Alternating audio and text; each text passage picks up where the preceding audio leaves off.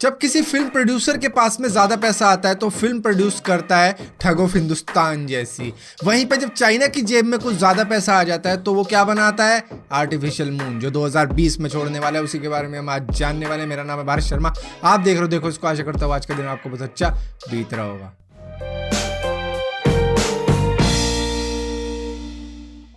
अगर आपको ऐसा लगता है कि चाइना एक कमाल की चीज कर रहा है आर्टिफिशियल मून स्पेस में भेज के, तो ऐसा कुछ भी नहीं है। चाइना कॉपी कर रहा है रशिया की, क्योंकि 1992 के अंदर रशिया ने भी इसी तरीके का एक प्रोजेक्ट चलाया था जनामिया नाम का, जिसमें उन्होंने ग्राउंड टेस्ट किया था, वो सक्सेसफुल रहा। इसके बाद में उन्होंने जनामिया 2 नाम का एक सैटेलाइट स्पेस में भेजा, जिसके अंदर थी एक बहुत ही थिन लेयर की माइलॉर की एक शीट जो रिफ्लेक्ट करती है, जिस तरीके से एक मिरर रिफ्लेक्ट करता है उसी तरीके से वो काम करती थी। वो छतरी की तरह स्पेस में छोड़ी गई थी, जहां पर वो स्पेस में जाके खुल गई थी और एक माइलॉर का एक फूल सा बन गया था जो सूरज की रोशनी को रिफ्लेक्ट करके धरती पर वापस भेज रहा था।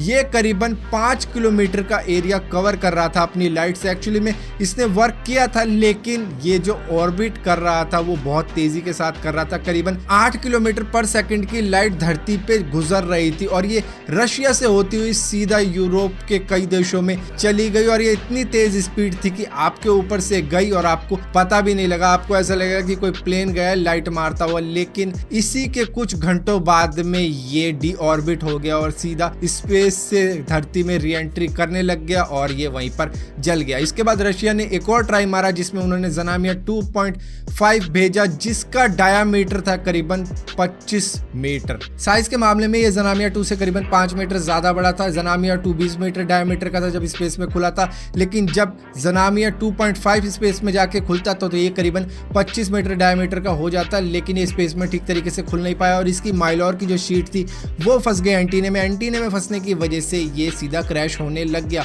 और क्रैश होने की वजह से जैसे ये री एंट्री करने लगा तो इसमें आग लग गई और ये प्रोजेक्ट वहीं का वहीं रह गया। माना जा रहा था कि ये करीबन अगर सक्सेसफुल रहता तो 7 किलोमीटर का एरिया कवर करता अपनी लाइट से, लेकिन ऐसा नहीं हुआ। इसके बाद में जनामिया 3 पर भी काम चला था, जो करीबन 60 से 70 डायमीटर का बन जाता स्पेस में खुलने के बाद में, लेकिन रशियन स्पेस एजेंसी को काफी सारे एनवायरमेंटलिस्ट की और इसी के साथ साथ काफी ज्यादा कंप्लेंट आ रही थी कि इससे एनवायरमेंट को काफी ज्यादा नुकसान होगा। और इन कंप्लेंट्स के चलते हुए और प्रोटेस्ट के चलते हुए उन्होंने अपना जनामिया 3 का प्रोजेक्ट रोक दिया। इसी के साथ साथ उन्होंने ये भी सोचा होगा कि हमारे 2 प्रोजेक्ट फेल हो चुके हैं और तीसरे को करते हैं, इसमें काफी ज्यादा प्रोटेस्ट भी है। इसी के साथ साथ बजट हम क्यों वेस्ट करें, तो उन्होंने ये प्रोजेक्ट वहीं पर बंद कर दिया। और अब चाइना भी कुछ ऐसा ही करने जा रहा है। जो न्यूज़ आ रही है कि चाइना अपने चांगडू जो उनका एरिया है उसके ऊपर वो एक ऐसी सैटेलाइट छोड़ेगा जो उस एरिया में करीबन 10 से 80 किलोमीटर तक का रोशनी किया करेगी, जो चांद से 8 गुना ज़्यादा होगी और ये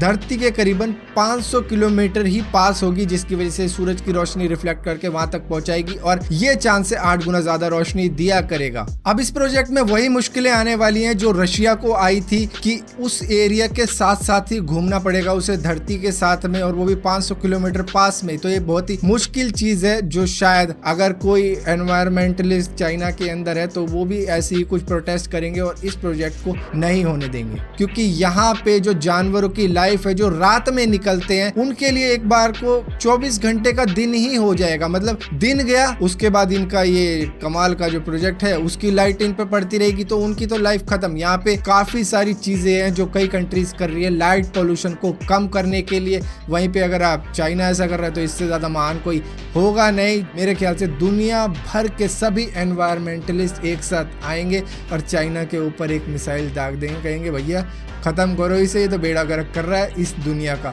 तो फिलहाल के लिए इस वीडियो में इतना ही था। अगर ये वीडियो में आपको कुछ भी पसंद आता हो तो इस वीडियो को आप लाइक कर सकते हो, शेयर कर सकते हो, और इसी तरीके की और भी वीडियोस आप देखना चाहते हो तो इस चैनल को सब्सक्राइब कर सकते हो, और सब्सक्राइब करो तो बेल का आइकन जरूर दबाना, वरना आपको पता भी नहीं लगेगा कि मैंने कोई वीडियो डाली भी है।